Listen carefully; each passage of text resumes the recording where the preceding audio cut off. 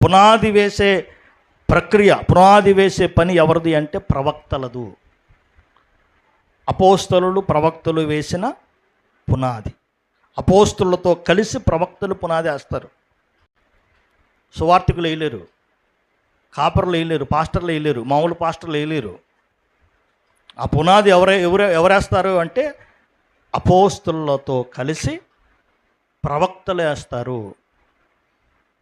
కాబట్టి అందరికీ ఈ విషయాలు అర్థమవుతాయి. ఖచ్చితంగా ఆ ప్రవక్తలని, ఆ అపోస్తలుని మిగిలిన కాపరులు, సువార్థికులు ఫాలో అవ్వాలి. కానీ ఇప్పుడు సమస్య ఏంటంటే మాకు చాలామంది జనాలు ఉన్నారు కదా, వాళ్ళని మేమెందుకు ఫాలో అవుతాం? వాళ్ళకి తిప్పు కొడితే 50 మంది లేరు, వాళ్ళు చెప్పేది మేమేంటమైంది? మాకు ఎక్కువ మంది జనాలు 1,00,000 మంది ఉన్నారు, మేము చెప్పినట్టు వాళ్ళు వినాలి అంటున్నారు. అట్లా ఉండదు. వాళ్ళే వీళ్ళని ఫాలో అవ్వాలి. దేవుని నామానికి స్తోత్రం కలుగునుగాక. అలాంటి క్రమము లేని వారే అక్రమము చేయవారు. వీళ్ళందరూ రేపు తీర్పుని ఎదుర్కొంటారు. ఎందుకంటే అక్రమము చేయవారులారా, అయ్యా నీ నామమున మేము అది చేయలేదా, ఇది చేయలేదంటే నువ్వు చేసావు, కానీ క్రమాన్ని పాటించలేదు అంటాడు.